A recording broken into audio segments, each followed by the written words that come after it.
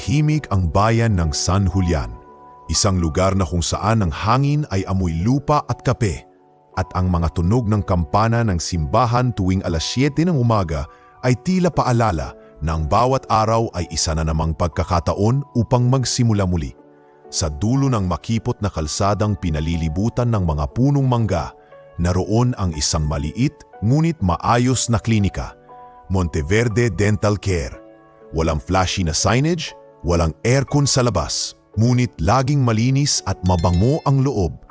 Dito piniling magsimula ng panibagong yugto si Dr. Israel Monteverde, isang 36 anyos na dentista na iniwan ang buhay sa Maynila ilang taon na ang nakalilipas.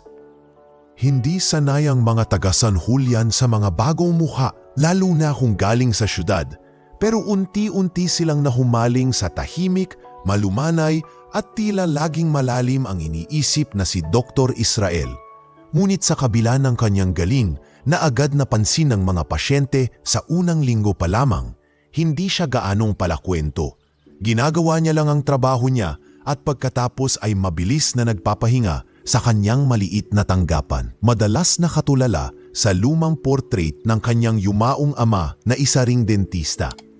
"Dok, ang galing niyo po magbunot, ni hindi ko naramdaman," ani Aling Minda, isang suki na palaging may dalang suman tuwing check-up. "Maraming salamat po, Aling Minda. Huwag pong kalimutang uminom ng gamot ha?" Sagot ni Dr. Israel, sabay ngiti. Ngiti lang, pero walang dagdag na usapan. Sa gabi, palaging tahimik si Israel. Ngunit sa kanyang panaginip, palagi siyang ginigising ng parehong eksena. Isang matandang lalaking may malalalim na mata, nanginginig ang bibig at tila may sinasabi pero hindi niya marinig. Sa bawat panaginip, unti-unti itong lumalapit at sa dulo, isang tunog ng metal na nahuhulog sa sahig ang pumupunit sa katahimikan.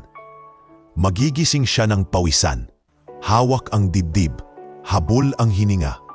"Hindi ko kilala yung matanda. Bakit paulit-ulit?" Usal niya sa sarili habang nakatingin sa kisame ng kanyang kwarto. Marami ng haka-haka ang kanyang isip tungkol sa panaginip, pero mas pinipili niyang ibaling ang atensyon sa kanyang ginagawa. Isa na rito ay ang paminsang pagtulong sa mga libreng dental mission na inorganisa ng health center ng munisipyo. Isang linggo, inimbitahan siyang tumulong sa libreng dental check-up para sa mga senior citizens sa Barangay Maligaya. Isa itong simpleng covered court, may ilang monoblock chairs, may lumang speaker na nanginginig ang tunog. Karamihan sa mga matatanda ay mga dating magsasaka at ang iba ay tila walang kahit anong naaalala kung nasaan sila. "Dok, ito po si Luring Navarro. Medyo malala na po ang Alzheimer's, pero pinilit pa rin ni Kapitan na isama." Paliwanag ng isang nurse habang iniupo ang isang matandang lalaki. Lumingon si Israel. Biglang bumilis ang tibok ng puso niya. Ang anyo ng matanda, ang malalim na mata, ang puting buhok na tila pinakintab ng panahon. Ito ang matanda sa kanyang panaginip. Hindi siya matakilos sa loob ng ilang segundo. Tahimik ang matanda, nakatitig sa sahig, parang walang malay. Pero may kakaibang bigat sa presensya nito. "Ah, ako nga pala si Dr. Israel," nauutal niyang bati. Hindi sumagot si Mang Luring. Tumango lang at bahagyang ngumiti, isang ngiting may halong pagod at lungkot.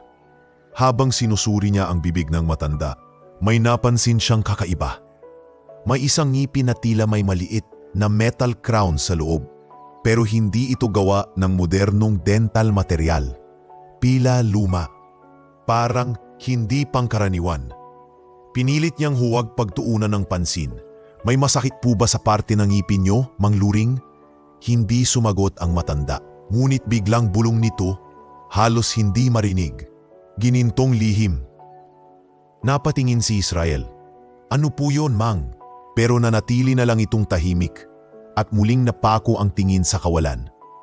Natapos ang check-up at bumalik na siya sa kanyang klinika kinagabihan. Pero hindi siya mapakali. Sa dami ng pasyenteng nakita niya, si Mang Luring lang ang tumatak sa isip niya. Lalo na ang sinabi nito. Sa mga sumunod na linggo, naging regular patient si Mang Luring sa klinika.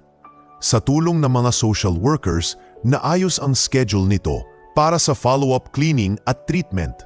Palaging tahimik ang matanda. Ngunit paminsan-minsan ay may mga biglaang salitang binibitiwan na tila walang koneksyon. Bata, hinahanap nila. Ginto, walang makakakita. Si Mabuti Tay, walang makakakita. Sa bawat salita, mas lalo siyang nililigalig. At bawat linggo, habang pinakikinggan niya ito, pakiramdam niya ay para siyang binabalikan ng isang kasaysayang hindi niya nabuhay, pero kailangan niyang maunawaan. Hanggang sa isang gabi, habang tinatapos ang dental records ni Mang Luring, muli na namang dumating ang panaginip. Ngunit sa pagkakataong ito, malinaw na ang sinabi ng matanda. Dok, hawak mo na ang ebidensya. Pagkagising niya, hindi lang kaba ang naramdaman niya. May halong takot, may halong tanong. Anong ebidensya? At mula sa araw na iyon, nagsimula ng mabura ang katahimikan ng San Julian. Makalipas ang ilang linggo, tila naging bahagi na ng routine ng Monteverde Dental Care ang presensya ni Mang Luring. Tuwing Martes ng umaga, dinadala siya ng isang social worker mula sa Barangay Health Center. Tahimik siyang umuupo sa waiting area. Hawak ang lumang sombrero at laging may suot na kamisetang kupas, ngunit malinis. Sa unang tingin, isa lamang siyang ordinaryong matanda. Subalit para kay Dr. Israel, si Mang Luring ay tila misteryong nababalot ng alikabok ng nakaraan. Sa tuwing tinatanggal ni Israel ang face mask matapos ang sesyon kay Mang Luring, hindi maiwasang mapatingin siya sa mukha ng matanda. Nakatiting ito minsan sa kisame, minsan sa sahig. Ngunit paminsan-minsan ay tumitingin ito sa kanya. Isang titig na may lalim. Parang may gustong sabihin. Parang may tinatago. Magaling ka, Dok. Minsan nasambit ni Mang Luring habang pinupunasan ni Israel ang kanyang mga gamit. Salamat po, Mang. Sana po uwi komportable kayo sa tuwing bumibisita. Oo, pero hindi dito ang sakit. Bulong ng matanda. Napatingin si Israel. Anong ibig niyong sabihin, Mang? Sa dibdib dun ang sakit, kung saan ko itinago ang ginto, sagot ni Mang Luring sabay ngiti. Biglang lumamig ang paligid para kay Israel. Parang huminto ang hangin sa loob ng silid. Lumingon siya sa bintana. Normal lang ang araw. Pero sa loob niya, may gumuhit na kaba. Ginto ho? Tanong niya ulit. Oo, ginintong ebidensya. Hindi dapat makita ng mga may kasalanan. Kaya itinago ko, sagot ng matanda. Ngunit bago pa man makapagtanong si Israel ng dagdag, nanumbalik ang ulap sa mga mata ni Mang Luring. Tumitig ito muli sa kisame, parang walang kausap, parang walang nangyari. Lumipas ang mga araw at mas naging mapanuri si Israel sa tuwing kausap ang matanda. Hindi niya na sinasadyang banggitin ang mga salitang ginto, lihim o ebidensya. Ngunit sa tuwing ito'y kusang sinasabi ni Mang Luring, laging may kasunod na kakaibang ekspresyon. Isang araw habang nililinis ang upper molars ng matanda, may nasagi siyang tila hindi normal na material sa isa sa mga ngipin nito. Gamit ang dental mirror, napansin niyang may kakaibang kulay. Parang may metal sa loob ng ngipin. Hindi ito ordinaryong crown. Hindi ito gawa ng dental clinic. Mas luma, mas masalimuot. Parang may ipinasok na bagay dito sa molar niya. Bulong niya sa sarili habang kinukunan ng larawan ang x-ray. At sa pagtingin sa digital screen, lalong lumawak ang kilay niya. Sa gitna ng molar, may maliit na bagay na may layered casing. Hindi ito dental work. At sa itsura pa lang, mukhang hindi ito gawa para lang sa aesthetic. Kinabukasan, habang naghahapunan ng kanin at tinolang manok, binuksan ni Israel ang lumang laptop niya. May narinig siyang tunog mula sa Facebook group ng mga dental professionals. May nakakabit na metal sa molar ni Mang Luring at parang luma, May ganito na ba sa kasaysayan ng restorative dentistry? Tanong niya sa forum. Maraming nagbigay ng opinyon, ngunit karamihan ay nagsabing mukhang hindi dental purpose yan. Parang may na-implant na micro-device dyan.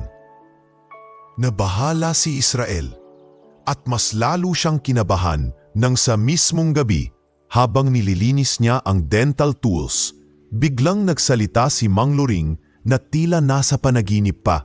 Si Kalisto, siya ang may alam sa lahat. Huwag mo siyang pagkatiwalaan. Napalingon si Israel. Wala siyang sinabi. Nakatulog sa wheelchair si Mang Luring sa waiting area habang hinihintay ang sundo. Ngunit malinaw ang sinabi nito, Kalisto. Kinabukasan, sinimulan ni Israel ang paghahanap. Sino si Kalisto? Binuksan niya ang internet at nagsimulang mag-search. Kalisto Lawyer Philippines. Wala pang isang minuto, lumitaw ang pangalan ng isang kilalang abogado noong dekada 90, Attorney Kalisto Ramos. Retirado na, nakilala sa isang high-profile case na tinatawag na The Legarda Hair Disappearance. Bumilis ang tibok ng puso ni Israel habang binabasa ang mga headline. Walang hustisya na walang tagapagmana ng pamilyang Legarda, hindi natagpuan. Kaso isinara sa kaulangan ng ebidensya. Attorney Ramos nanindigang walang anomalya. Napakunot ang noo ni Israel. Ang pamilyang Legarda, parang pamilyar, at parang narinig na niya ang pangalang iyon noon sa mga matatanda sa San Julian na kwento-kwento lang. Minsan daw may mayamang pamilya na biglang nawala matapos ang isang iskandalo. Muli niyang sinuyapan ang screen ng X-ray. Tila may koneksyon. Pero bakit si Mang Luring? Paano siya napunta sa San Julian? At paano niya kilala si Attorney Kalisto? Hindi siya mapakali. Inabot siya ng hating gabi sa pagbabasa ng mga articles, interviews, at forums. Hanggang sa makita niya ang isang lumang post sa blog ng isang retiradong journalist. Marami sa ating kaso ang hindi kailanmang nalulutas, pero minsan ang katotohanan ay nagtatago sa pinaka-hindi inaasahang lugar. Pagkabasa niya nito, napatingin siya sa X-ray sa kanyang screen. Doon siya kinilabutan. Minsan ang katotohanan ay literal na nakatango. At baka nasa loob mismo ng isang ngipin. Sa unang pagkakataon matapos ang matagal na panahon, hindi niya alam kung natatakot ba siya o nasasabik sa kung anong posibleng madiskubre. Kinabukasan, hindi pa rin mapakali si Dr. Israel Monteverde. Sa kanyang isipan paulit-ulit ang mga tanong. Bakit si Mang Luring ang laging binabanggit ang ginto at ebidensya? Bakit niya nasambit ang pangalang Kalisto? At bakit tila may koneksyon ito sa nawawalang tagapagmana ng pamilyang Legarda? Habang nagkakapi siya sa lumang mesa ng kanyang klinika, muling binuksan ni Israel ang laptop. Hinanap niya ang mga archived articles na may kinalaman sa Legarda Hair Disappearance. Isang keyword lang ang pinindot niya at sunod-sunod na ang lumabas na resulta. Ang nawawalang tagapagmana, isang trahedya ng kapangyarihan at katahimikan. Pamilya Legarda, gumuho matapos ang pagkawala ng nag-iisang tagapagmana. Kaso isinara matapos mawalan ng ebidensya. Pinili ni Israel ang isa sa mga artikulong isinulat ng isang retired journalist na si Benito Dizon. Dito niya nabasa ang kabuuang salaysay. Ayon sa ulat, taong 1977 nang mawala si Luisito Legarda, 7 taong gulang, anak ni Don Ramon Legarda, isang kilalang negosyante at philanthropist ng Maynila. Isang gabi, bigla na lamang nawala ang bata sa loob mismo ng kanilang mansion sa San Juan. Walang bakas ng sapilitang pagdukot, walang sira sa mga pintuan at wala ring ransom demand na dumating. Ayon sa mga ulat, ang huling nakitang kasama ng bata ay ang kasambahay nilang si Felma Gatchalian. Pero ilang araw matapos ang pagkawala, natagpuang patay si Felma sa isang ilog sa Bulacan, tadtad ng saksak at walang nakitang suspek. Ang kaso ay kinasangkutan ng ilang miyembro ng household, isang tasosyo sa negosyo ni Don Ramon at ang mismong security agency ng pamilya.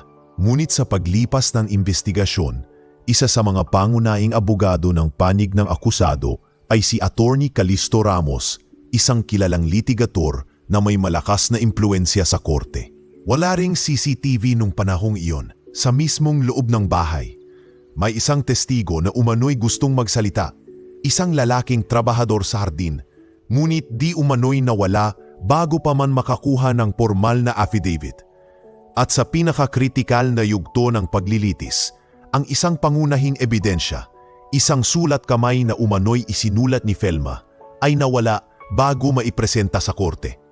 Dahil dito pinawalang bisa ang kaso. Nagulat si Israel sa detalye. Tumayo siya sa kinauupuan at lumapit sa estante ng kanyang lumang file organizer. Doon niya binuksan ang envelope ng X-ray result ni Mang Luring at muling pinagmasdan ang bagay na nasa loob ng kanyang molar. Isang tila capsule. Parang kasing sukat ng isang butil ng bigas pero makapal at metalik. Pwede ba talagang itago ang isang sulat o microfilm sa ganitong bagay? Naalala niya ang huling sinabi ng matanda, ang ginto sa akin ang ebidensya. Nabigla siya nang makitang may maliit na section sa website na may scanned copies ng 5 dyaryo. Pinagdaanan niya ang mga pahina ng 1997 issues ng Manila Times at Philippine Sentinel, hanggang sa isang artikulo na may title na Misteryosong Pagkawala ng Batang Legarda, Wala Pa Ring Linaw. Sa gitna ng artikel ay may malaking larawan ng mga tao sa harap ng mansyon ng Legarda. May mga pulis, media, kasambahay at mga taga-barangay. Pinagmasdan niya ito ng mabuti. Unti-unti siyang napalapit sa screen at halos hindi siya huminga. Sa bandang kaliwa, malapit sa punong mangga, naroon ang isang lalaki, nakalugmok, tila may hawak na sombrero at nakayuko. Pinagdum niya ang screen. Napamulagat si Israel. Si Mang Luring? Bok? Hindi siya maaaring magkamali. Ang hugis ng muka, ang kanyang matangos na ilong, ang bahagyang kuba ng balikat, iyon si Mang Luring. 28 taon na ang lumipas mula nang kuhanan ang larawang iyon. Pero kahit pa tumanda at lumabo ang mata ng matanda, imposibleng hindi siya iyon. Tumindig ang balahibo ni Israel. Kung nandoon si Mang Luring sa mismong araw ng pagkawala ng tagapagmana, bakit wala siya sa listahan ng mga saksi? At bakit hindi siya kailanman nabanggit sa mga artikulo? Binuksan niya ang kasunod na pahina ng article at naroon ang isang subheadline. Naiwang sulat ni Felma nawawala. Nagbasa pa siya. Ang kasambahay na si Felma Gatchalian ay di umano'y nagsulat ng isang liham bago siya mawala. Ayon sa nakabasa ng draft, may tinutukoy siyang ebidensya na itinago niya sa lugar na hindi hahanapin kailanman ng masama. Muli siyang napatingin sa X-ray.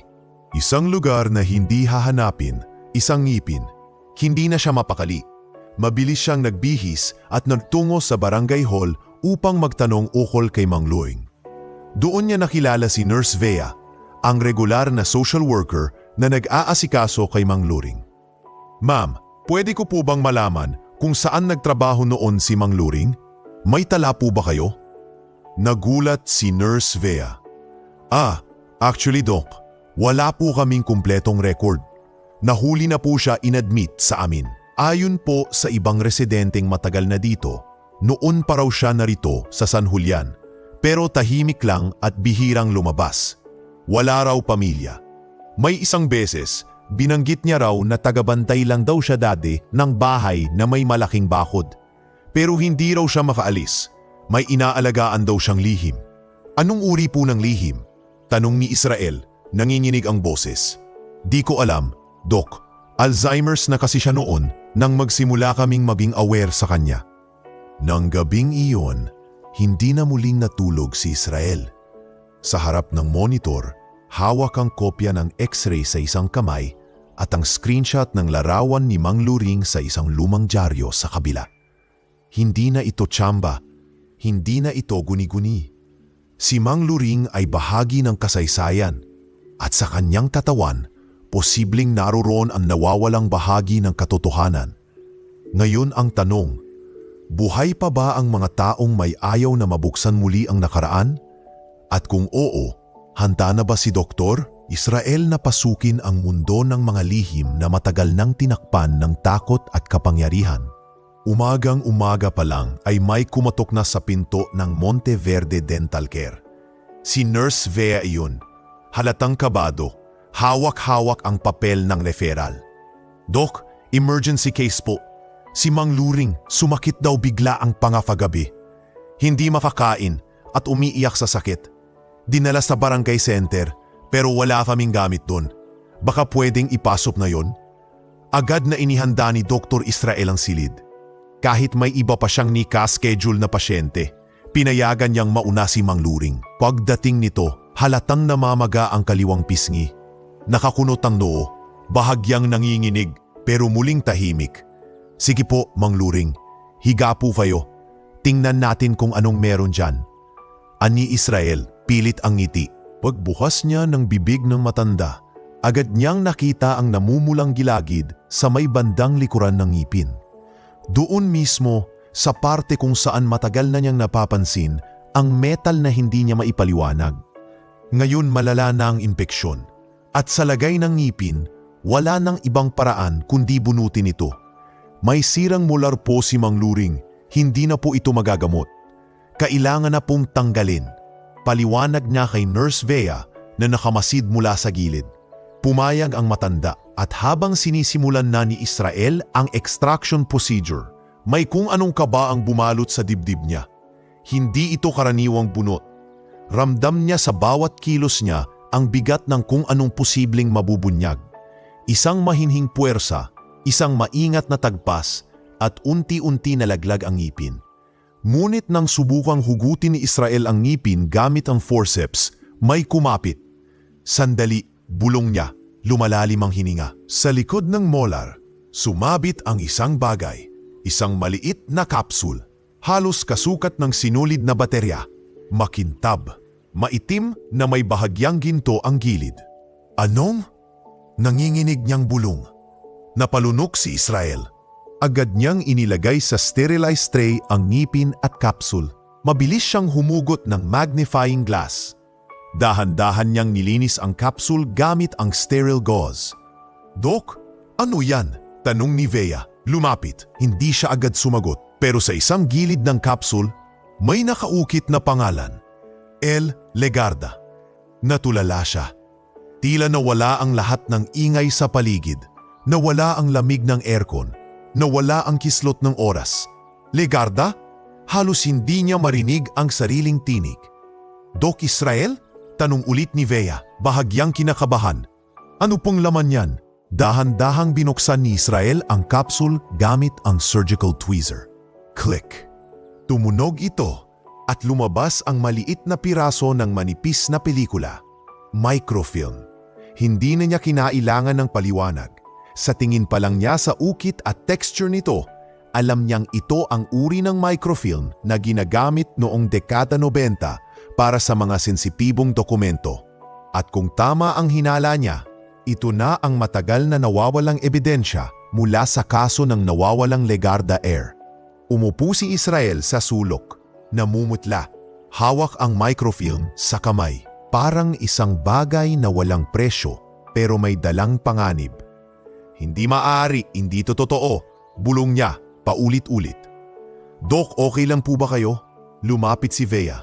Vea, tiningnan niya ito, halatang nanginginig ang boses.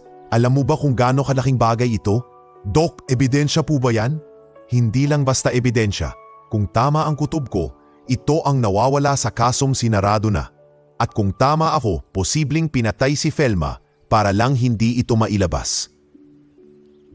Napaupo si Vea, hawak ang kanyang bibig. Bakit nasa loob ng ngipin ni Mang Luring? Yan din ang tanong ko, sagot ni Israel. Bakit siya? Paano siyang napunta sa San Julian? At bakit itatago ang ebidensya sa ganoong paraan? Sumilip siya kay Mang Luring na ngayon ay natutulog na sa dental chair. Mapayapa ang mukha nito, para bang wala siyang kinalaman sa anuman. O baka siya ang nagsakripisyo ng lahat para hindi mawala ang katotohanan.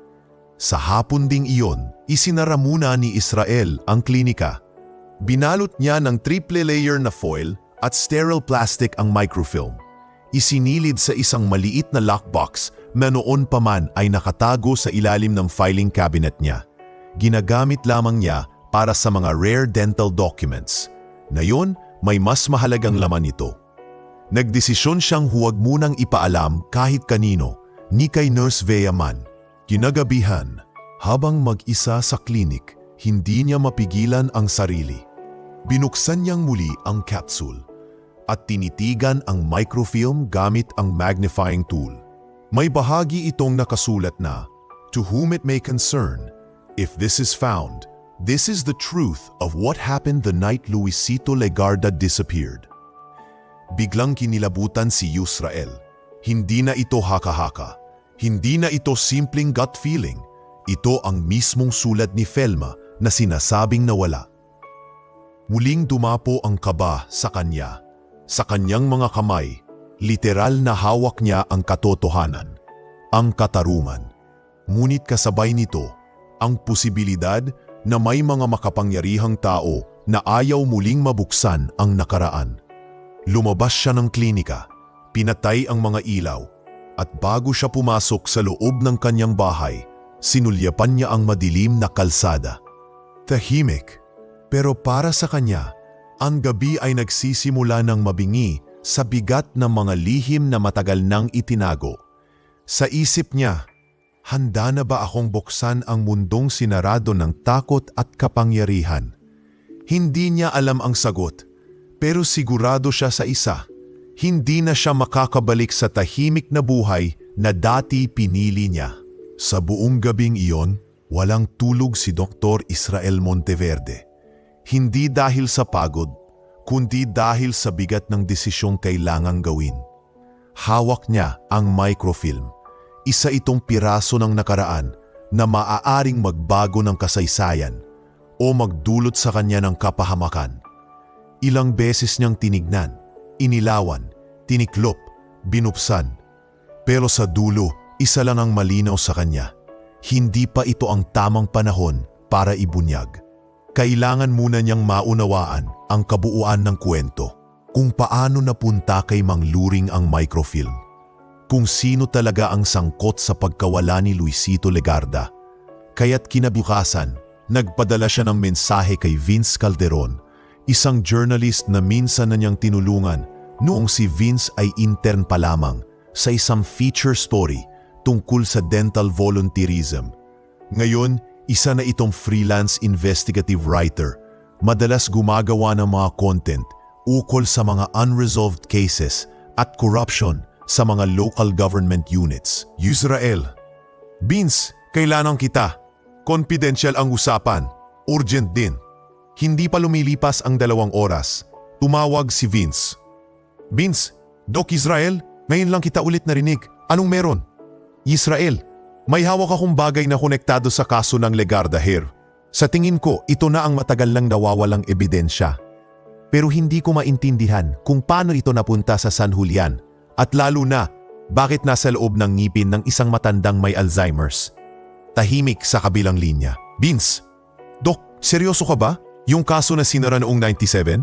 Oo, at may pangalan pa ni Luisito Legarda ang ukit sa microfilm.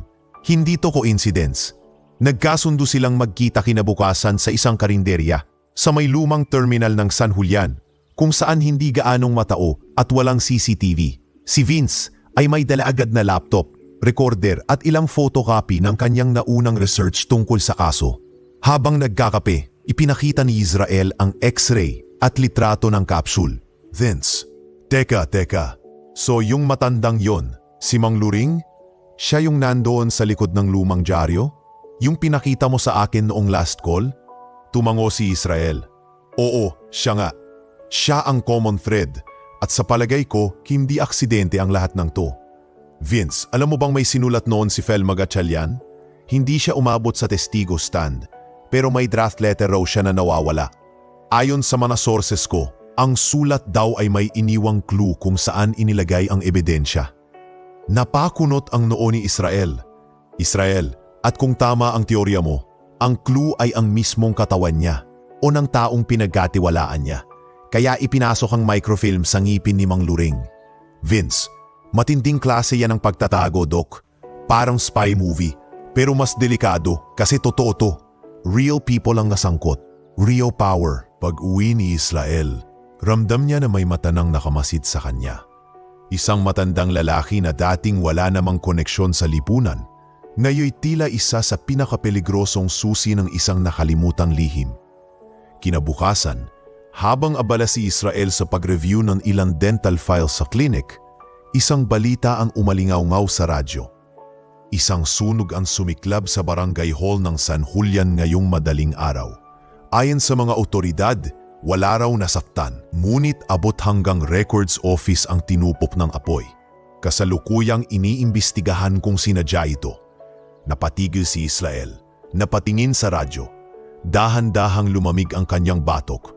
Records office, bulong niya.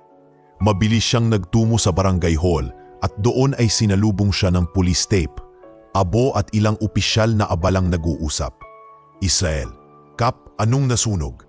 Kapitan Teodi, lahat Dok. Lahat ng dokumento ng mga lumang kaso, certificates, archive files. Wala na, tostado lahat. Israel, wala ba kayong backup? Umiling si Kap. Ilang taon nang hindi na ayos ang digital archive. Luma na yung sistema namin. Marami pa ring papel lang ang basehan.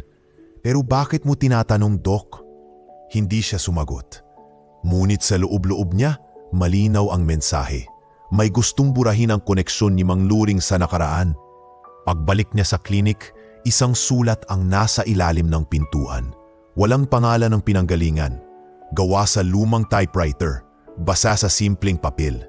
Alam namin ang hawak mo. Isuko mo. Napaupo si Israel. Tahimik. Hindi niya alam kung anong mas malakas. Ang kabog ng puso niya o ang ingay ng ulan sa labas. Ilang minuto siyang nakatitig lang sa liham hanggang sa marinig niya ang tunog ng lumang orasan sa dingding. Tik-tak, tik-tak.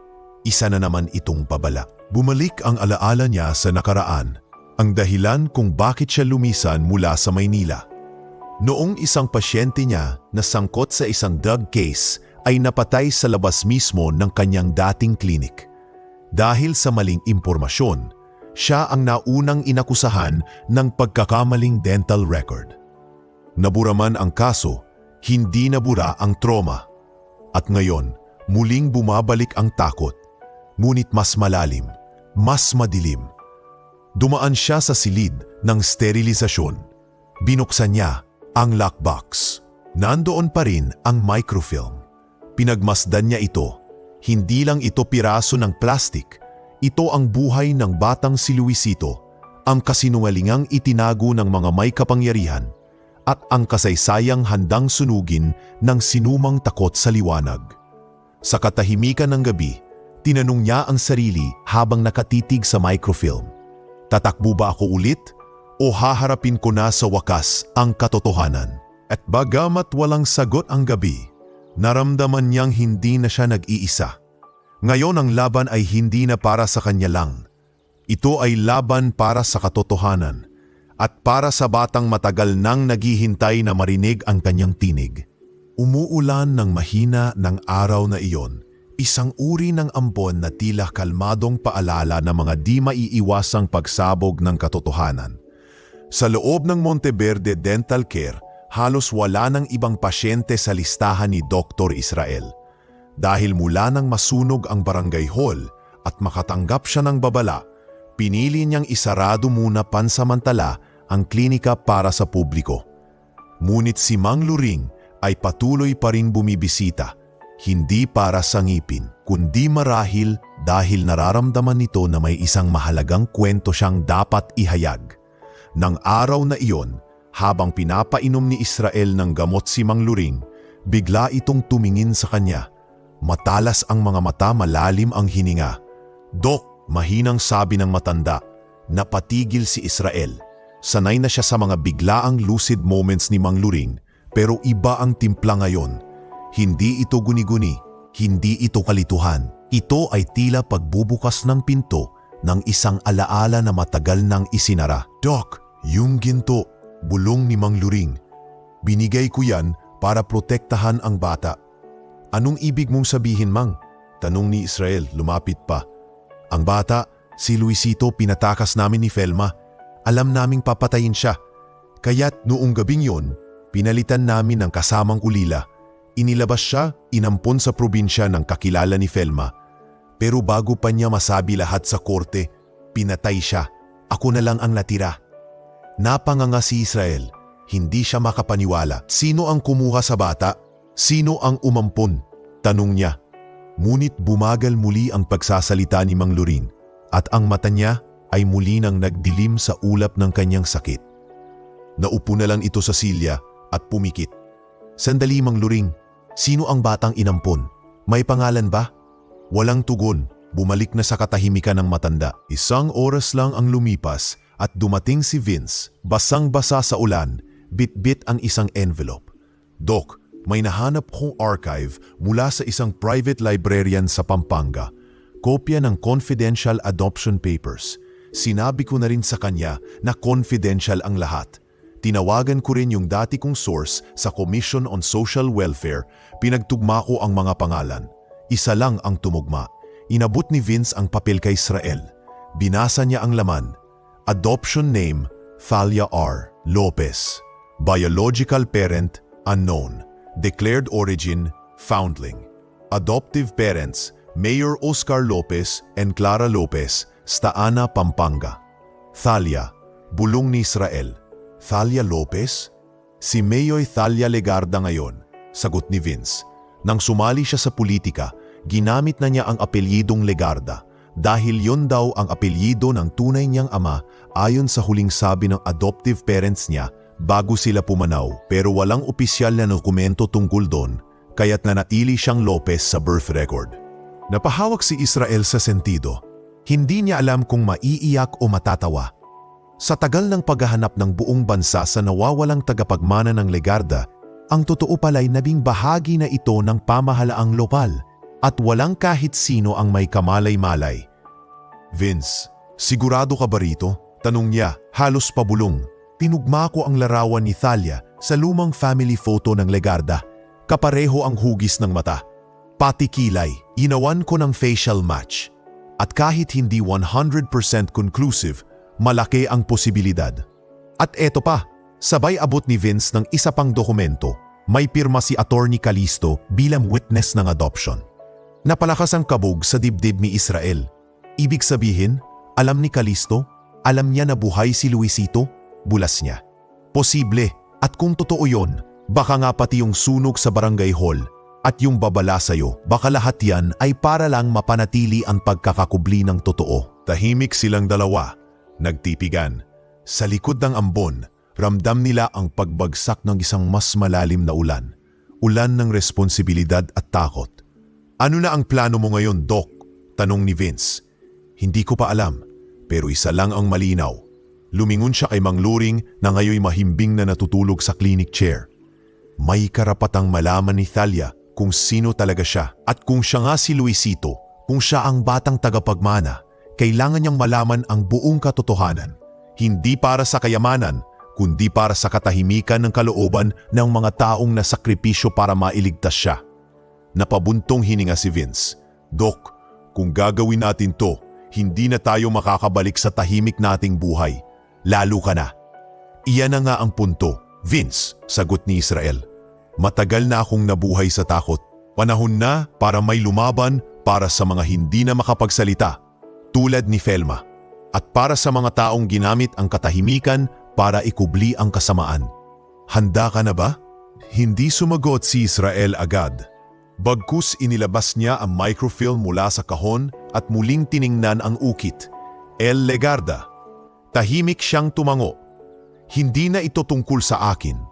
Ito ay kwento ng isang batang iniligtas, ng isang katotohanang itinago sa ngipin, at ng isang matandang piniling manahimik sa loob ng 3 dekada para lang mailigtas ang isang inosente.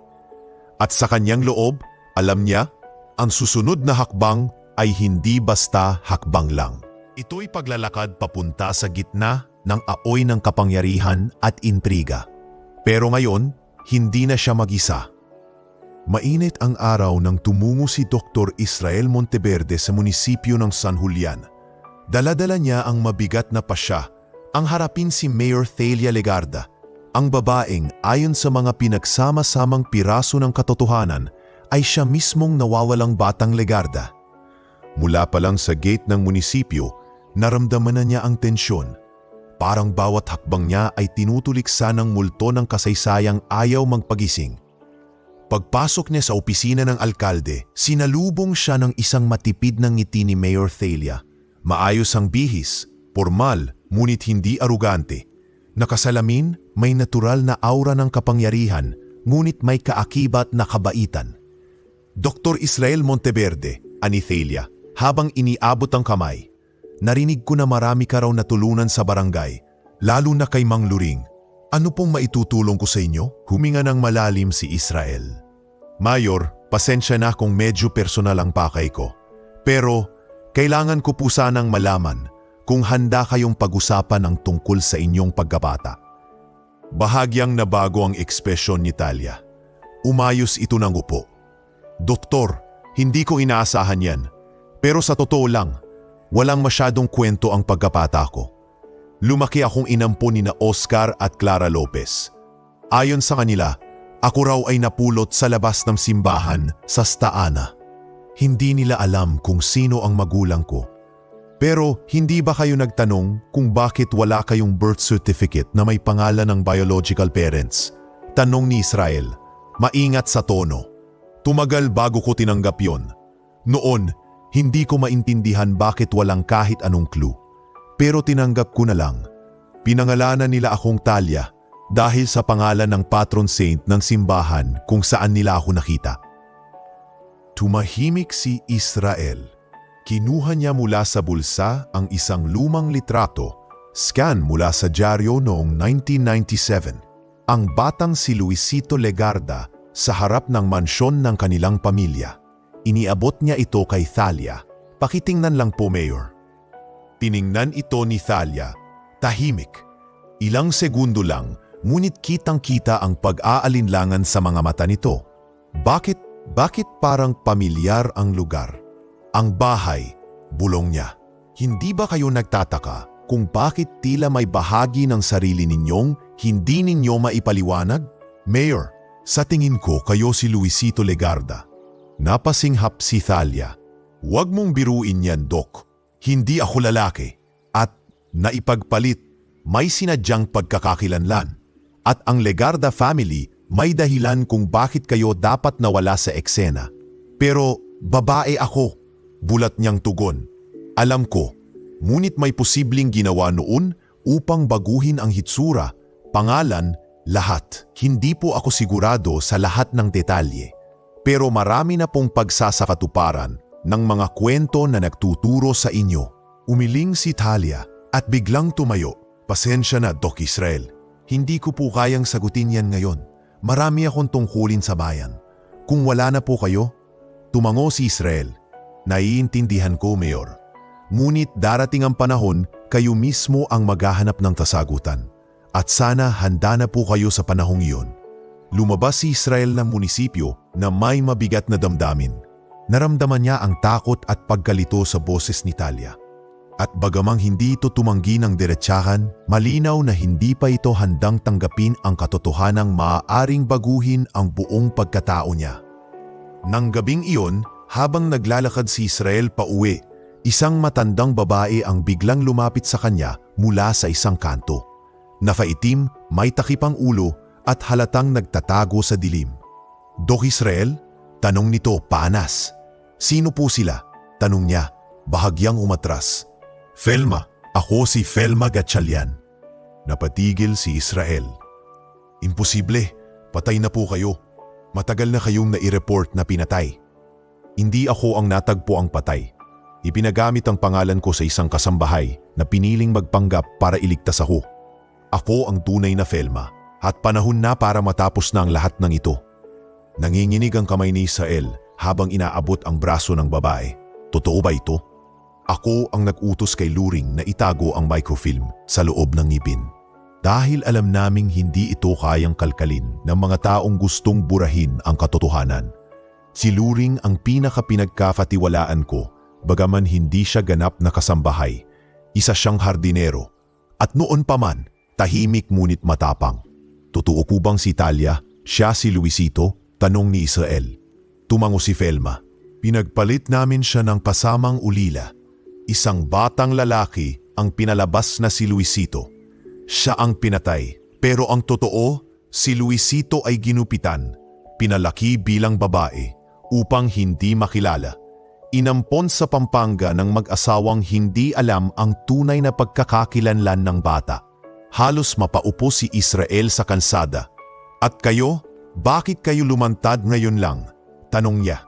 Dahil natagpuan na ang ebidensya at nakita ko ang tapang mo. Akala ko hindi mo kayang ilantad. Pero iba ka, hindi ka tulad ng iba.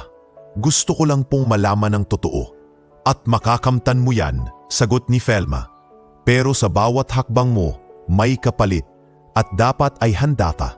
Tumingin si Felma sa kanya, malalim ang titig, bago muling naglakad palayo sa dilim. Iniwan siyang nakatayo sa kalsada, hawak ang sarili, pilit iniintindi ang bigat ng karugtong ng bawat piraso ng katotohanan. Ngayong si Felma, mismo ang lumitaw. Alam na ni Israel, wala nang atrasan ito. Maagang umalis sina Dr. Israel at Vince Calderon kinabukasan. Sa loob ng sasakyan ni Vince, tahimik ang biyahe pa Maynila. Habang dumaraan sa mahabang daan ng expressway, walang nagsasalita. Pareho silang muling iniisa-isa ang mga pangyayaring naglapit sa kanila sa tanging taong maaaring magbigay ng direktang koneksyon sa lahat. Attorney Calisto Ramos, ang abogado ng mga akusado sa kaso ng Legarda Air Disappearance, na ngayoy retirado na at bedridden sa isang private care facility sa Quezon City. Pagdating nila sa ospital, sinalubong sila ng isang matandang nurse, room 406. Pero ingat lang po, hindi palakibo ang pasyente nyo. Minsan tahimik, minsan biglang nagsasalita, pero karamihan ay parang tinatago ang sarili sa dilim, wika ng nurse, habang inilalakad sila sa pasilyo. Pagbasik nila sa kwarto, tumambad sa kanila ang isang payat na katawan ng lalaki sa ospital bed. Si Calisto Ramos, dating hinahangaan, kinatatakutan at tinitingalang abogadong dekalidad. Ngunit ngayon, tila nalalapit na ang wakas ng kanyang katahimikan. Naka-oxygen, mahina ang pulso, ngunit nang tumingin ito sa kanila, bakas pa rin sa mga mata ang pagiging matalas ng kanyang isipan. Attorney Calisto, ani Israel, lumapit sa tabi ng kama. Ako po si Dr. Israel Monteverde at ito si Vince Calderon. May gusto po kaming itanong tungkol sa Legarda case. Mumisi ang matanda, isang ngising pagod. Ang kaso na hindi na rin matahimik sa impyerno, mahinang wika nito. Nagkatinginan sina Israel at Vince. Tinuloy ni Israel ang tanong. Nahanap ko na po ang microfilm, ang ebidensya na sinabing nawala. Nasa ngipin ng isang matanda, si Luring. Siya po ang hardinero ng pamilyang Legarda.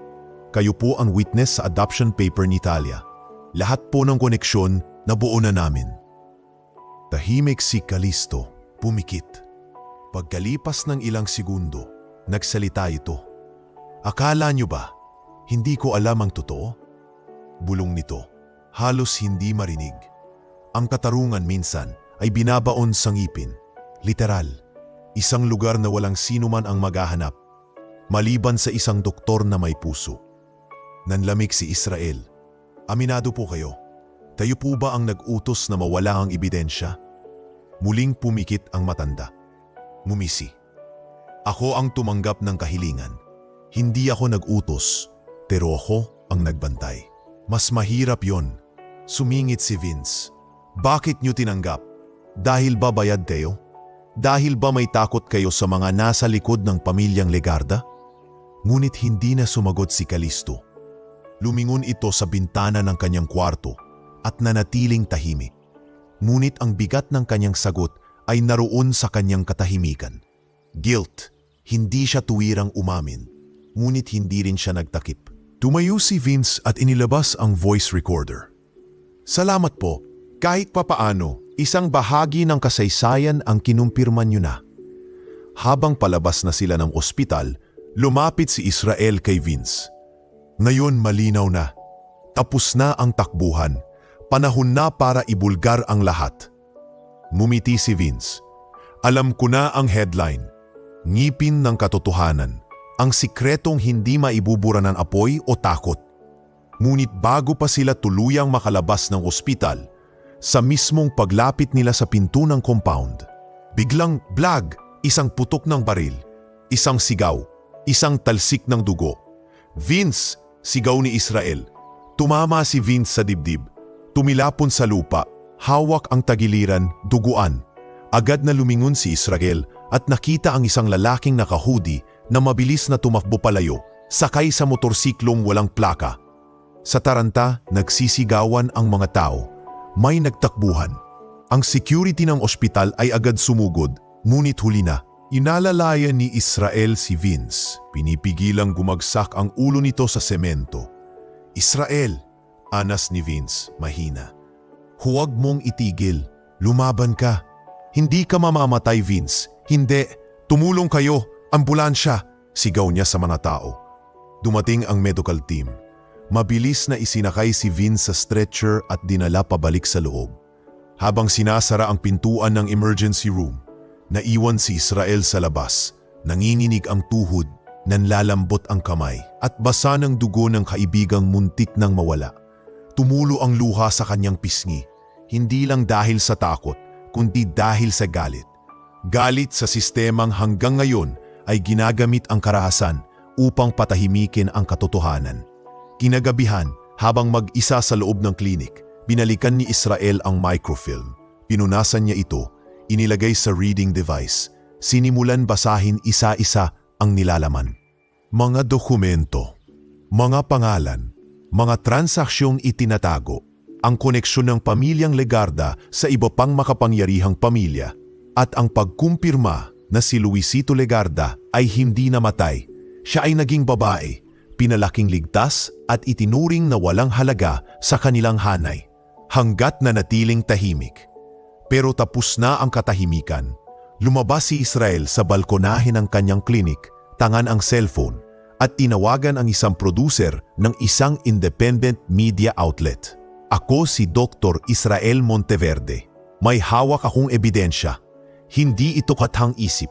Hindi ito haka-haka. Kailangan itong marinig ng buong bayan.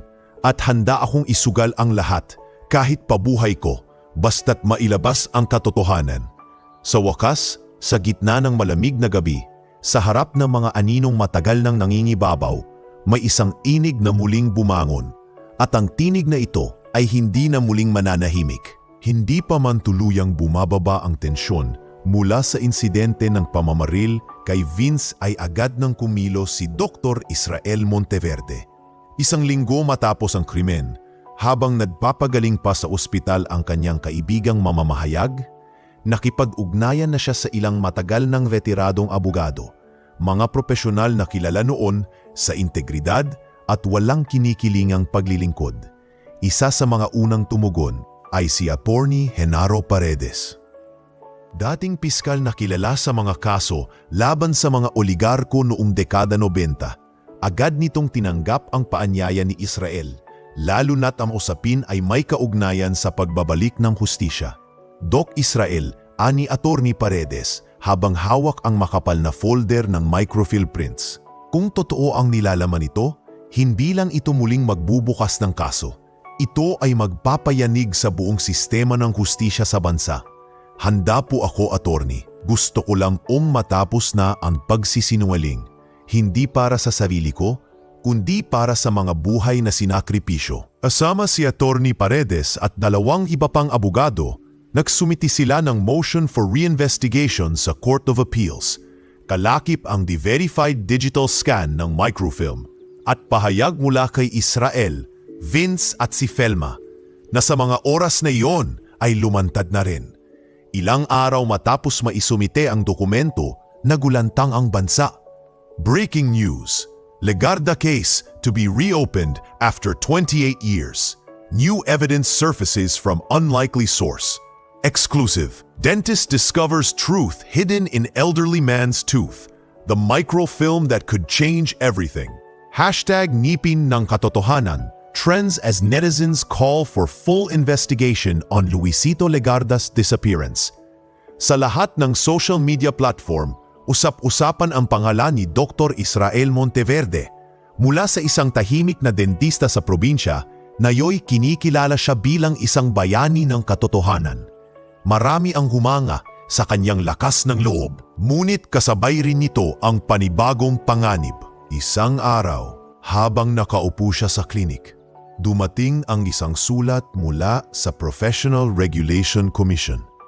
Notice of temporary suspension sa kanyang lisensya bilang dentista dahil umano sa ethical violation sa paggamit ng medical procedure para sa non-medical legal involvement. Agad siyang tumawag kay Attorney Paredes. Attorney, sinuspinde po nila ako? Wala naman akong nilabag na batas. Sa kabilang linya, tahimik si Paredes. Iyan na yan, Doc. Ang galawan ng mga nasa itaas. Kung hindi ka nila kayang patahimikin sa bala, susubukan nila sa papel. Ngunit hindi siya nagbatinag. Sa halip na tumigil, mas lalo siyang nagsalita. Tinanggap niya ang imbitasyon ng isang investigative talk show sa GMA upang isalaysay ang buong istorya.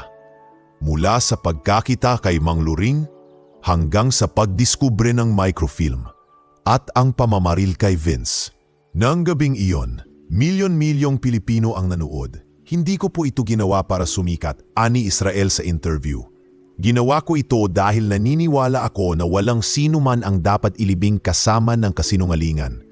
Ang katotohanan, kahit gaano mo pa subukang itago, ay laging lalabas, minsan sa pinaka-hindi mo inaasahang lugar.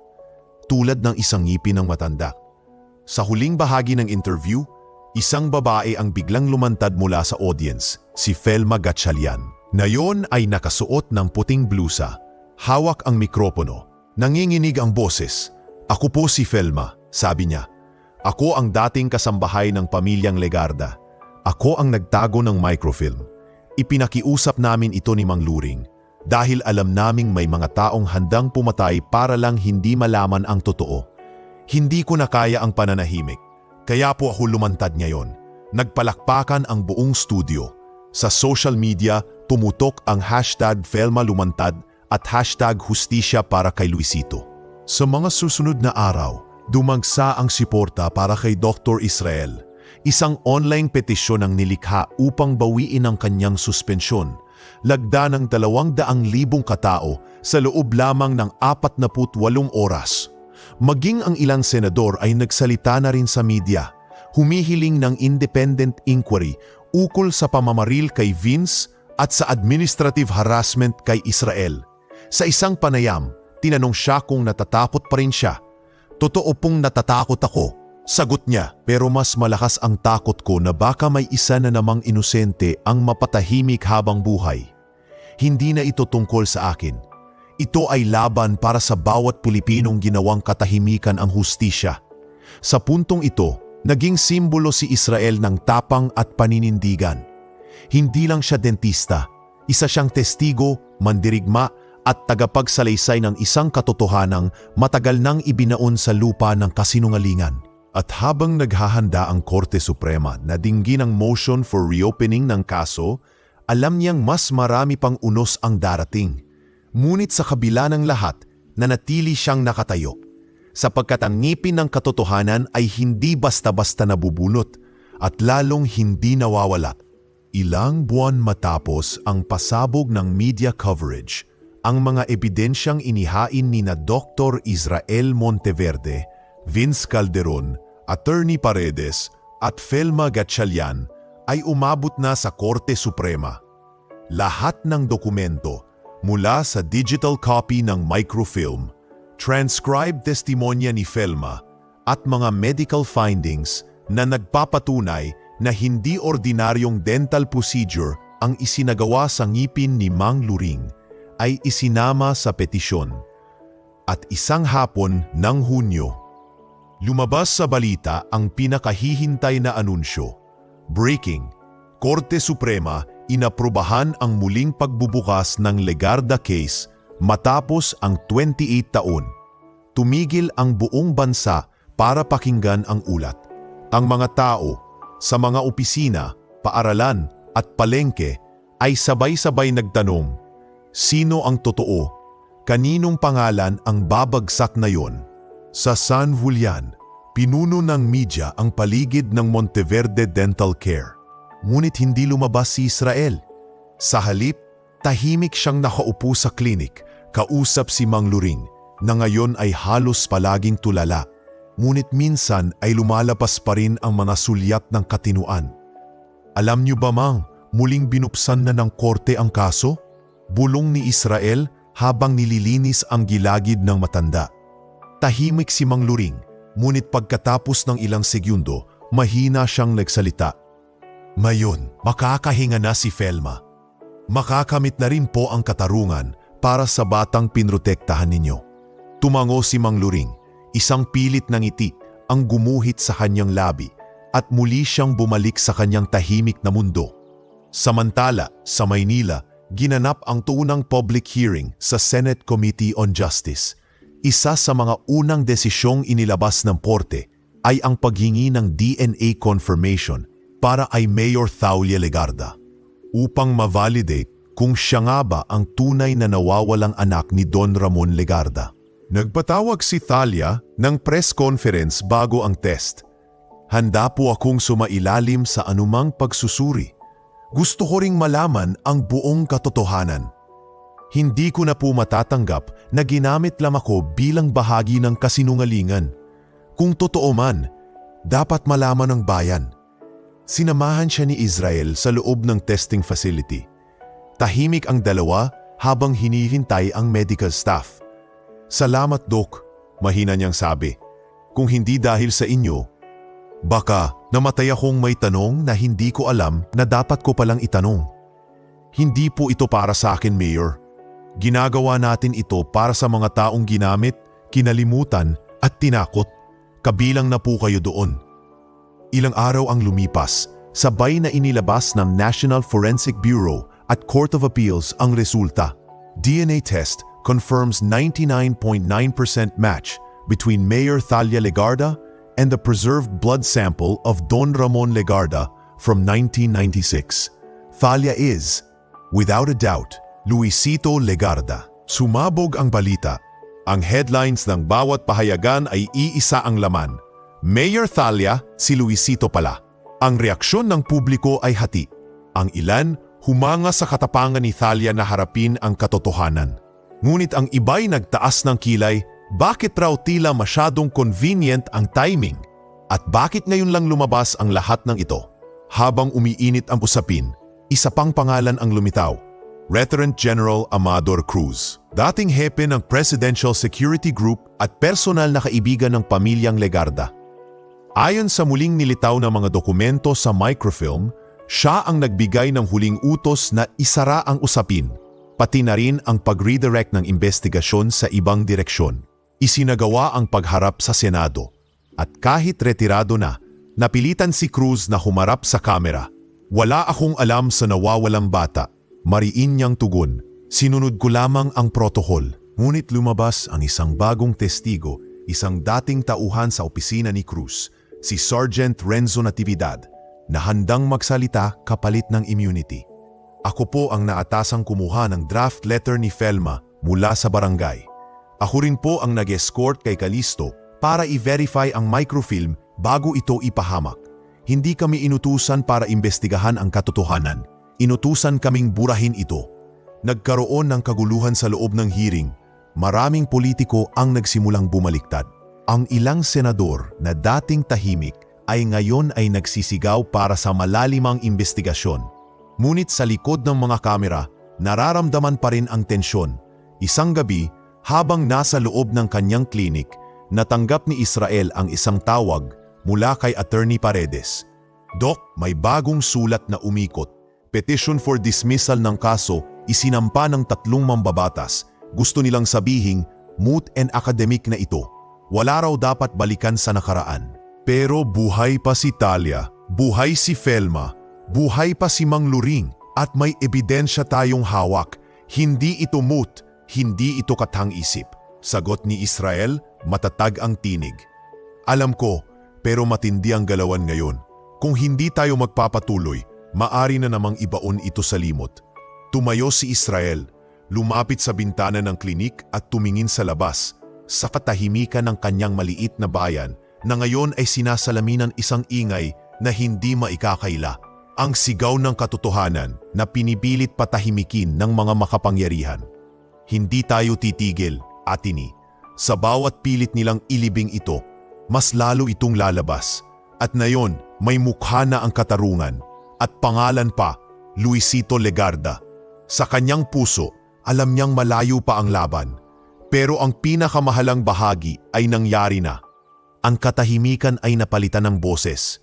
At ang boses ay hindi na kailanman mapapatahimik. Maagang nagtipon ang mga tao sa harap ng gusali ng Senado. Nagsidatingan ang mga estudyante, abogado, mamamahayag at ilang kilalang personalidad sa social media. Bitbit ng ilan ang mga placard na may mga katagang katarungan para kay Luisito. Hindi lahat ng ngipin basta lang bunutin at ang pinakapopular, ngipin ng katotohanan. Sa loob ng session hall, dumadagundong ang kamera ng media. Ang public hearing ay opisyal na isinagawa ng Senate Committee on Justice and Human Rights upang dinggin ang testimonya ni Dr. Israel Monteverde sa harap ng publiko at ng mga mambabatas. Sa gitna ng harapan, nakaupo si Israel. Suot niya ang kanyang puting polo. May bahagyang pawis sa noo, ngunit matatag ang paningin. Sa kanyang likuran ay sina Felma Gatchalian, Mayor Talia Legarda at si Vince Calderon, na ngayon ay isa-isang pinawag ng chairperson ang mga tagapagsalita at pagdating ng oras ni Israel, tumahimik ang buong bulwagan. Tumayo siya, tumikhim at nagsalita. Magandang araw po sa inyong lahat. Ako po si Dr. Israel Monteverde, dentista. Hindi po ako abogado, hindi rin politiko. Ako po ay isang ordinaryong manggagamot na piniling tahimik ang buhay sa San Julian. Hanggang sa isang araw, may isang matandang lalaki na may Alzheimer's ang dumating sa aking klinika. Tiningnan niya ang mga senador. Marami sa mga ito'y tahimik. Ang ilan ay seryosong nakikinig. Ang iba'y bahagyang naguguluhan, ngunit interesado. Sa kanyang ngipin, may isang sirang molar. At sa molar na iyon, may nakakabit na kakaibang kapsula. Nang ito'y aking suriin, nakita ko ang isang microfilm. Maliit, manipis, ngunit punong-puno ng katotohanan. Dito ko unang natuklasan ang ebidensyang sinabing nawala. Sa kasaysayan, ang ebidensyang konektado sa pagkawala ng batang si Luisito Legarda. Umailan lang ang bulong-bulungan mula sa likuran ng session hall. Ngunit hindi siya natinag. Sa panahong ito, mahirap nang paniwalaan ang mga ordinaryong kwento. Lahat ay may script, lahat ay may kapalit. Ngunit minsan, may mga bagay na hindi sinasadya, tulad ng isang ngipin na tinuturing sirang. Pero sa loob nito, nakatago pala ang kasaysayan. Nagtaas ng kilay ang isang senador. Doktor, ano po ang ibig mong sabihin? Nagpakawala si Israel ng malalim na buntong hininga. Ang ngipin ay hindi lang ginagamot. Minsan, ito ang taguan ng mga lihim na ayaw nang buksan. Pero tulad ng paggabulok ng isang ugat, hindi ito titigil hanggat hindi natutuklasan. At hindi ko po kayang baliwalain iyon. Tumayo si Captain Enzo Vasquez mula sa likuran, pinayagang magsalita ng komite. Ako po si Captain Enzo Vasquez. Ako ang unang inassign sa kasong ito. Alam ng marami na tinanggal ako sa pwesto matapos kong sundan ang isang lead patungkol sa kasambahay na si Felma. Hindi nila ako pinayagang ipagpatuloy ang investigasyon. Hindi ko na kailanman nalaman kung buhay pa siya hanggang ngayon. Salamat sa doktor na ito. Dapat lang tayong makinig, palaktakan, nagsigawan ang ilang estudyante. May mga umiyak sa gallery, lalo na nang tumayo si Felma at tahimik na yumuko sa harap ng publiko. Pagkatapos ng pagdinig, halos hindi na makalabas ng Senado si Israel. Sinundan siya ng media, ng mga taga-suporta at ng mga estudyanteng nagpakita ng respeto. lahat sila'y may iisang sinasabi, "Salamat, dahil hindi ka tumigil." Ilang araw matapos ang hearing, sunod-sunod na ang naging aksyon ng Korte Suprema dahil sa bigat ng testimonya at dami ng ebidensyang hawak mula sa microfilm, testimonyang legal ni Felma, DNA confirmation ni Thalia at confession ng mga dating tauhan. Pinalawak ng Sandigan Bayan ang investigasyon at sa pinaka-inaasahang araw, may isang ulat na umalingaw-ngaw sa lahat ng pahayagan, radyo at telebisyon. Breaking: Retired General Amador Cruz inaaresto matapos lumabas ang involvement sa pagpatay at cover-up ng Legarda hair disappearance. Inilabas sa publiko ang footage ng pagkaka-aresto kay Cruz. Malakas pa rin ang katawan ngunit hindi na makapagsalita sa harap ng kamera. Pinalibutan siya ng mga sundalo habang binabasa ang kanyang Miranda rights. Hindi nagtagal, umabot na rin sa ibang pangalan ang pag-aresto. 2 dating opisyal ng NBI at isang dating opisyal ng DSWD na pabor sa pag-areglo ng adoption paper. Sa San Julian, isang simpleng seremonyang isinagawa ng mga guro at estudyante sa harap ng munisipyo. Isinabit ang isang tarp. Dr. Israel Monteverde ang ngipin na hindi umurong sa katotohanan. Habang nakaupo sa likod ng entablado, pinanood lamang ni Israel ang mga kabataan na ngayoy malayang humihiyaw ng hustisya. Hindi niya kailanman inisip na mangyayari ito. Pero ngayong narito na siya, alam niyang tama ang kanyang pinili. Ngayon ay buo na ang lakas at may ngiti sa labi. Di ba sabi ko sa'yo, Doc? Labanan natin to hanggang dulo. Ngumiti si Israel at ito na nga ang simula ng dulo. Pero hindi ng kwento natin, kundi ng panahong pinipilit nilang manatili tayong bingi, bulag at tahimik. Nagtinginan sila ni Thalia nang iyo'y opisyal ng kinikilala bilang Luisito Legarda at sa mata nito may payapa, hindi na galit, hindi na takot. Tanging isang tanong ang natuldukan at isang katotohanan ang tuluyang mailantad. At sa likod ng lahat ng ito ay isang ngipin na binunot hindi para lang gamutin, kundi para gisingin ang bayan. Makalipas ang 6 na buwan mula nang magsimula ang muling pagbubukas ng kaso, ibinaba na ng Korte Suprema ang pinakahihintay na desisyon. Sa harap ng national media at sa paningin ng buong sambayanan, opisyal na idineklara na ang kaso ng The Legarda hair disappearance ay naipanalo. Sa kauna-unahang pagkakataon, sa loob ng 28 taon, ang pangalan ni Luisito Thalia Legarda ay muling naibalik, hindi bilang nawawalang bata, kundi bilang isang buhay na saksi sa katatagan at katotohanan. Isinagawa sa Cultural Center of the Philippines ang seremonyang pagkilala sa muling tagkilala sa karapatan ni Mayor Thalia.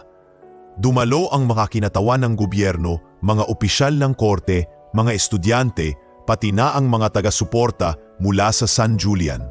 Suot ni Thalia ang isang simpleng barong-style na bestida. Ang anyo ng isang heir, ng isang mayamang angkan, ngunit ang dignidad sa kanyang pananalita ay sapat na upang bigyang saysay ang lahat. Ang pagkatao ko ay binuo hindi lang ng apelyido, kundi ng mga taong naging matapat sa akin kahit hindi nila ako kailanman kinilala bilang Legarda. Ang mga tulad ni Felma, Mang Luring, Dr. Israel, sila ang tunay na yaman na hindi kayang nakawin o itago ng panahon. Tumayo ang lahat at nagpalakpakan. Kasunod ng seremonyang iyon ay isang mas personal na selebrasyon sa San Julian, doon sa mismong munisipyo kung saan ilang buwan lang ang nakalilipas ay unti-unting nabuo ang koneksyon ng kasaysayan. Doon ginanap ang pagkilala kay Dr. Israel Monteverde bilang bayani ng bayan. Ibinaba ang malaking puting telon sa plaza ng San Julian at lumabas ang mga litrato mula sa panimula ng buong kwento. Ang klinik niya, si Mang Luring, ang microfilm, ang media coverage. At ang kasong muling binuhay sa buong bansa. Tinawag siya sa entablado ng gobernador, suot ang simpleng Amerikana at ibinigay sa kanya ang isang plake. Dr. Israel Monteverde, sa isang ngipin mo nagsimula ang katotohanan ng bayan. Hindi niya mapigilan ang emosyon. Tumayo siya sa mikropono at tahimik na binigkas ang kanyang pasasalamat. Hindi ko po ito ginawa para paranalan. Isa po akong dentista. Ginagamot ko ang mga ngipin, hindi ang kasaysayan. Pero minsan, ang kasaysayan ay lumalapit sa atin. Hindi para lang talalahanin, kundi upang ipanalo. Para sa akin, ang tunay na tagumpay ay hindi ang pagkakakilala ng marami, kundi ang pagtingin ng isang matandang lalaki sa akin at pagsasabing, "Salamat, Dok." Pagkatapos ng kanyang talumpati, may isang espesyal na segment sa programa, ang pagbubunyag ng bagong pangalan ng itatayong public clinic na pinondohan ni Talia mula sa kanyang personal na mana, Legarda Community Clinic. Ngunit may sorpresa pa. Sa harap ng gusali, sa gitna ng hardin, itinatayo ang isang bagong rebulto.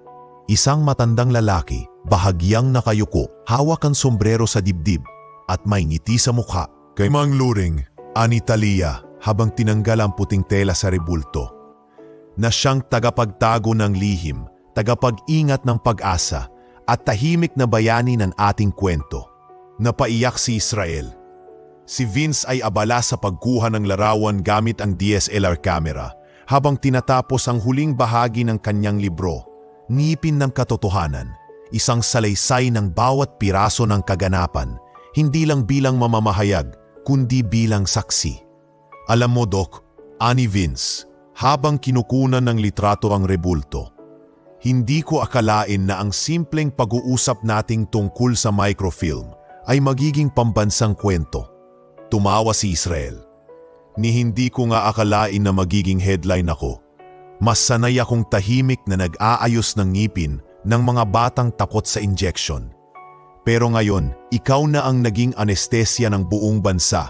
Ikaw ang nagtanggal ng sakit na iniwan ng isang matagal na kasinungalingan. Biro ni Vince. Lumapit si Talia at sumama sa kanilang dalawa. Tahimik na piningnan ang rebulto ni Mang Luring. Natulog siyang hindi alam kung maaabot pa niya ang katarungan, sabi niya. Pero namatay siyang may ngiti. Sapat na siguro yon para sa isang matandang wala namang hiningi kundi katahimikan. Tumango si Israel. Piniling manahimik si Mang Luring, pero ang katahimikan niya ang nagsalita para sa buong bayan. Sa mga sumunod na araw, naging tanyag ang Legarda Community Clinic hindi lang sa San Julian kundi sa buong bansa. Naging training ground ito ng mga bagong dentista, nurse at medical professionals na gustong magsilbi sa mga liblib na lugar. At sa gitna ng pasilyo nito, naroon ang isang maliit na kwadro ng ngiping X-ray ni Mang Luring. Ang mismong ngipin na naglalaman ng lihim. Sa likod nito, may ukit. Sa isang ngipin, nagsimula ang kwento. Sa katapangan, natapos ang kasinungalingan. Habang lumalakad si Israel palabas ng klinik, huminto siya sa rebulto ni Mang Luring. Hinaplos niya ang marmol na balikat nito at bulong niya. Natapos na, Mang. Salamat sa tiwala. Tumunog ang kampana ng simbahan sa di kalayuan at sa simoy ng hangin, dama ang katahimikan. Hindi dahil sa takot, kundi dahil sa wakas, ang katarungan ay natahanap ng tahanan. Makaraan ang isang taon mula nang opisyal na maisara ang kaso ng Legarda Air Disappearance at maibalik ang pangalan ni Talia sa kasaysayan, umusbong ang isang proyekto na naging bunga ng sakripisyo ng mga tahimik na bayani ng nakaraan. Tinawag itong Project Luring, isang non-government organization na may layuning magbigay ng Alzheimer's awareness, suporta sa mga pamilya ng may demensya at legal aid para sa mga senior citizens na madalas ay nababalewala sa sistema. Itinatag ito ni na Dr. Israel Monteverde, Mayor Thalia Legarda at Vince Calderon, katuwang si Felma Gatchalian na nagsilbing honorary consultant. Ang pangalan ng proyekto ay alay sa yumaong Mang Luring na siyang naging tahimik ngunit pinakamapanganib na tagapagtago ng katotohanan. Isang araw, sa launching event ng Project Luring sa UP Manila, nagsalita si Israel sa harap ng halos 500 estudyante, guro at medical volunteers. Suot niya ang itim na blazer na may pin na hugis ng isang molar tooth. May ukit na titik L sa gitna. Sa isang matandang may Alzheimer's nagsimula ang lahat. Ang akala ng mundo, isa lamang siyang pasyente. Ngunit sa kanyang katahimikan, tinago niya ang ebidensya na bumangon upang ilantad ang kasinumalingan. Nagpalakpakan ang mga tao. Project Luring is not just about one man. It's about every person who has been forgotten, dismissed, or silenced because of their age, their illness, or their poverty. Mayon tayo na ang boses nila. Pagkatapos ng programa, nilapitan siya ng ilang estudyante. Doc Israel, idol ka po namin. Pwede pong magpa-picture? Napangiti siya. Sige, pero may kondisyon. Sa tuwing titingnan ninyo ang picture natin, alalahanin nyo, ang ngipin hindi lang ginagamot, minsan taguan din ng kasaysayan. Tuwang-tuwa ang mga estudyante, ngunit higit pa sa saya ang iniwan niyang inspirasyon na sa bawat propesyon, kahit sa pinakatahimik na paraan, maaaring may layunin ang bawat kilos. Samantala, si Mayor Thalia Legarda, na dati simple at tahimik sa pamumuno, ay naging aktibong tagapagtaguyod ng good governance and government transparency.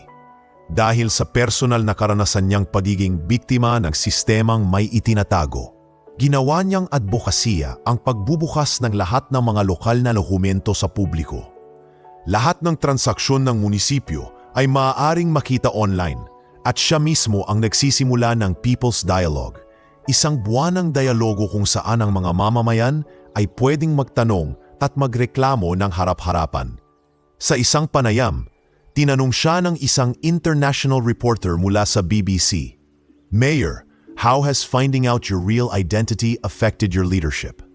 Tahimik si Thalia ng ilang sekundo, saka tumingin sa kamera. "Because I was once a child erased by power, I now make it my duty to ensure that no one in this community is ever erased again." Dahil sa kasikatan ng kwento, isang film production company mula sa South Korea ang nagpadala ng liham kay Vince at Israel. Nais daw nilang gawing pelikula ang istorya. Nagsimula ang pagsulat ng script at isinapelikula ito ng isang kilalang direktor sa ilalim ng pamagat, Ngipin ng Katotohanan, The Story of Silence and Courage. Naging blockbuster ito sa Pilipinas, inilabas sa 43 bansa, isinali sa Cannes, Berlin at Venice Film Festival. Maging sa mga eskwelahan, ginamit ito bilang case study sa medical ethics at journalism. Sa world premiere sa Trinoma, lahat ng bida sa totoong buhay ay nandoon. Si Israel, naka-coat na puti, si Thalia, eleganteng nakabarot saya, si Vince may hawak na kopya ng kanyang libro, at si Felma, hawak ang kwintas na ginamit sa props ng pelikula bilang simbolo ng kanyang pagpupunyagi. Ang huling eksena ng pelikula ay kinunan sa loob ng isang lumang dental clinic. Ginampanan ni Israel ang sarili niya habang hawak ang isang plaka ng X-ray. Sa eksenang iyon, isang batang babae ang tinanong siya, "Dok, lahat po ba ng ngipin ay may sikreto?" At dun dumiretso si Israel sa kamera. Sa bawat ngipin na ginagamot, baka may lihim na kasaysayang nais lumaya. Fade to black. Paglabas ng sinehan, napansin ni Israel ang isang matandang lalaki na tahimik lang na nakaupo sa gilid. Suot ang sombrero, hawak-hawak ang lumang piraso ng dyaryo. Nilapitan niya ito. "Lolo, okay lang po kayo?" Ngumiti ang matanda. "Oo, Dok. Isa lang akong nakisilip sa kwento. Pero salamat sa bawat katulad kong minsan nang nawala sa ingay ng mundo." Tumango si Israel. "Hindi na po namin kayo hahayaang muling mawala." Sa sumunod na taon, si Dr. Israel ay naging guest lecturer sa iba't ibang dental university sa bansa. Ang kanyang seminar, pinamagatang Beyond the Tooth, Ethics, Empathy, and the Hidden Histories We Treat, ay naging bahagi ng required curriculum ng mga dental students. Sa bawat lecture, inuumpisahan niya sa isang larawan, ang X-ray ni Mang Luring, at tinatapos sa parehong mensahe. Hindi tayo basta manggagamot. Tayo ay tagapag-ingat ng tiwala. tagapagbantay ng mga hindi sinasabi at minsan, tagatuklas ng mga kasaysayang itinapago sa katahimikan ng katawan. At tuwing uwi siya sa San Julian, dumaraan siya sa Legarda Community Clinic. Sa tapat, palaging humihinto sa rebulto ni Mang Loring. Tinitingnan ito, inaabot ang sombrero ng rebulto at sinasambit sa isip. Kung hindi dahil sa iyo, Lolo, wala akong matutunang gamutin ang mas malalim pa sa bulok ng ngipin. Ang bulok na katahimikan ng lipunan, sa katahimikan ng kanyang bayan, sa paggalaw ng bagong henerasyon, at sa pagputok ng sining sa buong mundo, iisa ang mensahe ng kwento. Ang totoo ay hindi laging sumisigaw. Minsan, tahimik itong ngumingiti mula sa ilalim ng ngipin. Hinihintay lang ang tamang tao upang bunutin ito at muling ibalik ang liwanag. Sa pagtatapos ng istoryang ito, may isang bagay tayong mapagtatanto. Ang katotohanan ay maaaring itago, baluktutin o ibaon sa pinakamadilim na sulok ng ating lipunan. Ngunit hindi ito kailanman mawawala dahil darating at darating ang mga taong kahit walang kapangyarihan ay pipiliing tumindig sa gitna ng katahimikan. Isang dentista, isang matandang may Alzheimer's, isang kasambahay na itinuring walang boses, isang mayor na inakalang hindi niya kilala ang sarili. Lahat sila ay naging tulay sa pagbabalik ng katarungan. Hindi mo kailangang maging bayani sa mata ng marami. Minsan, sapat na ang maging tapat sa isang maliit na prinsipyo at iyon ang magbubukas ng pinto sa mas malawak na liwanag. Sa bawat ngipin na ginagamot, sa bawat pasyenteng binibigyang oras, sa bawat lihim na natutuklasan, baka may kasaysayang nais lumaya. At kung ang kwento nating ito ay nakaantig sa puso mo, huwag kalimutang mag-like, mag-subscribe at i-click ang notification bell para sa mas marami pang kwento ng katotohanan, sakripisyo at tagumpay na hindi palaging sinisigaw ng mundo, ngunit siguradong tatama sa puso mo. Hanggang sa susunod na alon ng istorya.